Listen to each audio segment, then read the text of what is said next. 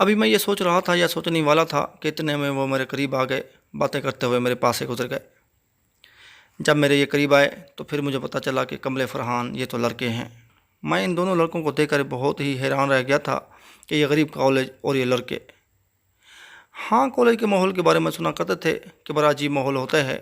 हर लड़का मॉडर्न बनकर आता है और सिर्फ मॉडर्न भी नहीं, साथ लड़कियों वाले स्टाइल भी अपनाते हैं। आज अपनी आंखों से भी देख लिया है। लेकिन मैं अपने इर्द गिर्द बाकी लड़कों को भी देख रहा था, मुझे इन दोनों जैसा कोई नज़र ना आ रहा था। बहरहाल मैंने परास पैकेट ख़रीदा और वापसी घर को चल दिया। दूसरे दिन मैं कॉलेज पहुंचा, ये दोनों लड़के फिर मुझे नज़र आए। अब इस मर्तबा इन दोनों के कपड़े फिर तब्दील हो चुके थे और पर्स भी। चश्मे पहले तो ब्लैक थे लेकिन अब सादे सफ़ेद चश्मे थे। एक की पीली शर्ट, दूसरे की ब्लैक पैंट शर्ट। तीसरे दिन एन के तो ना थी लेकिन कपड़े फिर चेंज थे। एक की सब शर्ट, दूसरे की गुलाबी शर्ट। अलगर्ज ये दोनों लड़के रोज़ाना इस तरह से नीले पीले तोते बनकर आया करते थे। वर्दी पहना तो इनके लिए अजाब था। बस हफ्ते में 1-2 दिन वर्दी के तौर पर ब्लैक पैंट और सफ़ेद शर्ट पहन कर आते। जिस दिन मैंने इन दोनों को कॉलेज में पहली मरतबा देखा था तो उस दिन से मैंने दिल में तय कर लिया था कि अगर ये दोनों लड़के मेरी क्लास यानी फर्स्ट ईयर के हुए तो फिर मैं इन्हें अपना दोस्त बनाऊंगा। दोस्त बनाने के बाद इनकी सलाह करके इन्हें शादी पसंद करने वाला एक अच्छा इंसान बनाऊंगा। मज़ीद बरां यह कि खुदा ताला ने इन दोनों की मेरे दिल में ऐसी मोहब्बत डाली थी जो हटने को भी ना आ रही थी। बेशक उस खुदावंद करीम के हर काम में हिकमत होती है, उसका कोई काम भी हिकमत से खाली नहीं होता। खुदा ताला ने इन दोनों की मेरे दिल में मोहब्बत डाली थी तो इस मोहब्बत में भी खुदा ताला की एक बहुत बड़ी हिकमत अमली थी जो कि मुझे अब यानी 2 साल बाद समझ में आई।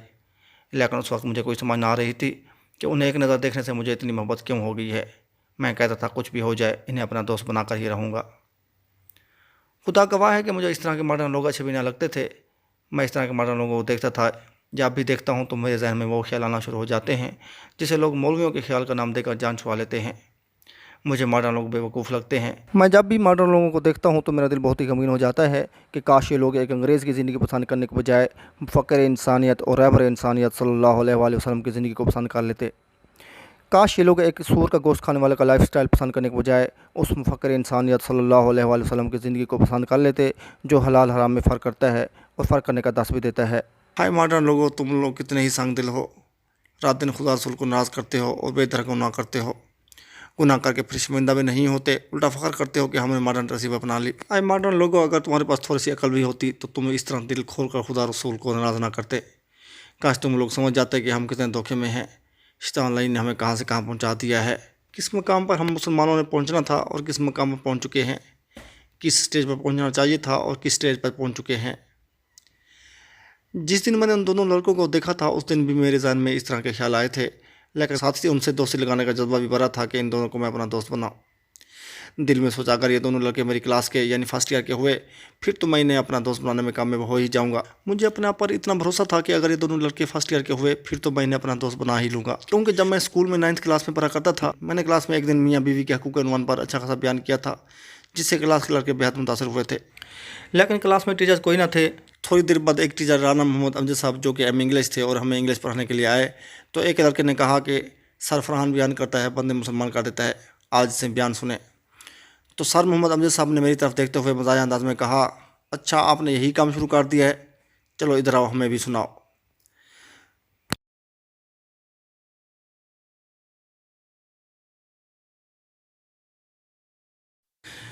फिर मैंने उस सहाबी रज़ी अल्लाह अन्हु का मशहूर मरूफ वाक़या सुनाया जिन्होंने ज़माना जाहिलियत में अपनी बेटी को ज़िंदा दफन कर दिया था। सर राना मोहम्मद अमजद साहब ने जब ये वाक़या सुना तो बहुत गमगीन हुए। कहने लगे, कल फिर पूरे पीरियड में आपसे बयान ही सुनेंगे, पढ़ेंगे नहीं। अब अगर टाइम होता तो आपसे मियाँ बीवी के हकूक़ के उन्वान पर भी बयान सुनते, लेकिन अब हमारा पीरियड ख़त्म होने वाला है, बयान मुकम्मल नहीं हो सकेगा। बस आपसे गुजारिश है कि कल पूरे पीरियड में बयान सुनने के लिए तैयार होकर आइएगा। दूसरे दिन जब मैं स्कूल पहुंचा तो क्लास के 2 लड़के मुझे मिले और कहने लगे कि आज इंग्लिश के पीरियड में आपसे बयान सुनना है, सुनाएंगे ना? मैंने कहा हाँ, अगर आप सुनेंगे तो क्यों नहीं सुनाऊंगा।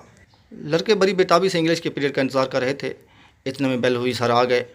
सर के आते ही लड़कों ने शोर मचाया कि सर आपने बज़्म का कहा था। फिर सर को भी बज़्म याद थी। सर अमजद साहब ने कहा, हाँ भाई बज़्म स्टार्ट करते हैं। फरहान कहाँ है? आज उसने बयान सुनना है।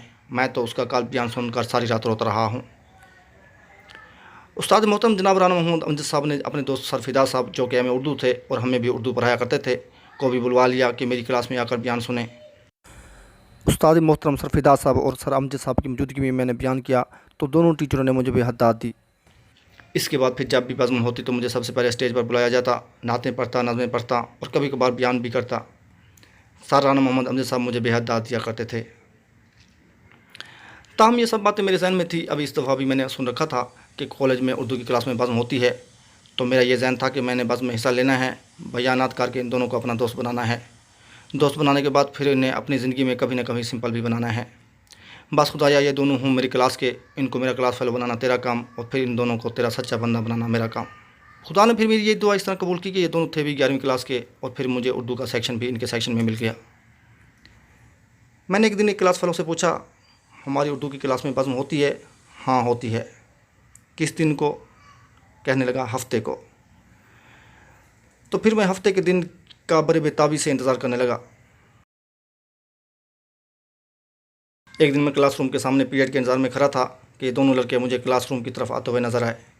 ये भी क्लासरूम में पीरियड पढ़ने के लिए आ रहे थे। मैंने दिल में सोचा कि इनसे जाकर पूछूं कि आप कौन हैं, क्या नाम है, कहाँ से आते हैं, वगैरह वगैरह। ये बातें सोचते हुए मैंने जाकर उनको सलाम किया, लेकिन जब मैंने उनको सलाम किया तो उन्होंने ना तो मुझे सलाम का जवाब दिया और ना ही मेरी तरफ तवज्जो की। हाथों में हाथ थामे बातें करते हुए चले गए। मुझे इन पर बहुत गुस्सा आया। फिर मैं गमगीन हुआ कि हाय फरहान, तू तो इन्हें अपना दोस्त बनाना चाहता है, उन्होंने तो तेरे सलाम का जवाब ही नहीं दिया। दफ़ा करो ऐसे बेतहज़ीब लड़कों को जिन्होंने तेरे सलाम का जवाब देना भी गवारा नहीं किया। क्या करेगा तो ऐसे लड़कों को दोस्त बनाकर। बस अब मेरे दिल में उनको दोस्त बनाने का जो इरादा था बिल्कुल ख़त्म हो चुका था। लेकिन कभी कभार मुझे ये ख्याल आता था कि हो सकता है उन्होंने तेरा सलाम सुना ही ना हो। सलाम का जवाब तो हर मुसलमान दे देता है, चाहे जितना भी मगरूर क्यों ना हो। बहरहाल हमारी उर्दू की क्लास में हफ्ते के दिन को ट्यूटोरियल हुआ करता था। मैंने ट्यूटोरियल में बढ़ चढ़ कर हिस्सा लेना शुरू किया। कभी कुरान पाक की तिलावत करता, कभी नात शरीफ, कभी नज़में और कभी बयान करता।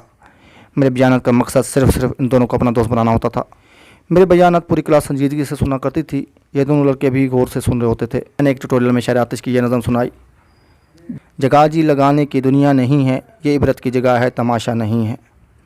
पहले तुझे बचपन ने बरसों खिलाया, जवानी ने फिर तुझको मजनू बनाया, बुढ़ापे ने फिर आके क्या क्या सताया, अजल तेरा कर देगी बिल्कुल सफाया। जगह जी लगाने की दुनिया नहीं है, ये इबरत की जगह है, तमाशा नहीं है। यही तुझको धुन है, रहूँ सबसे बाला, हो ज़ीनत निराली, हो फैशन निराला, जिया करता है क्या यूँ ही मरने वाला, तुझे हुस्न राह ने धोखे में डाला। जगह जी लगाने की दुनिया नहीं है, ये इबरत की जगह है, तमाशा नहीं है। गुज़रे सिकंदर सुलेमान कैसे कैसे, ये ज़मीन खा गई इंसान कैसे कैसे, खाक हुए अहल शां कैसे कैसे, मिटे नामियों के निशां कैसे कैसे। जगह जी लगाने की दुनिया नहीं है, ये इबरत की जगह है, तमाशा नहीं है।